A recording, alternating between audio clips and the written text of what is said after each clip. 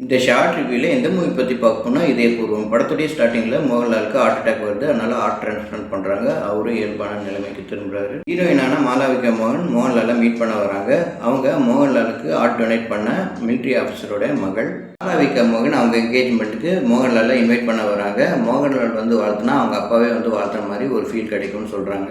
Mohanlal first அந்த என்கேஜ்மெண்ட்டுக்கு போக ஒத்துக்கல. அதுக்கப்புறம் ஒத்துக்கிட்டு என்கேஜ்மெண்ட்டுக்கு போகிறாரு. ஒரு கட்டத்துக்கு மேலே மாளவிகா மோகன் வீட்டிலே தங்கும்படி ஆயிடுது. அதுக்கப்புறம் என்னாச்சு, அதுக்கப்புறம் மோகன்லாலுக்கு வந்த மனமாற்றம் தான் என்ன அப்படின்னு தான் படத்துடைய மீதி கதை. மோகன்லால் இந்த படத்தில் சந்தீப் பாலகிருஷ்ணன்ற கேரக்டரில் நடிச்சிருக்காரு. அந்த கேரக்டராகவே வாழ்ந்திருக்காருன்னு சொல்லலாம். காமெடி இமோஷன் ரெண்டுத்துலேயுமே சூப்பராக பண்ணியிருக்காரு.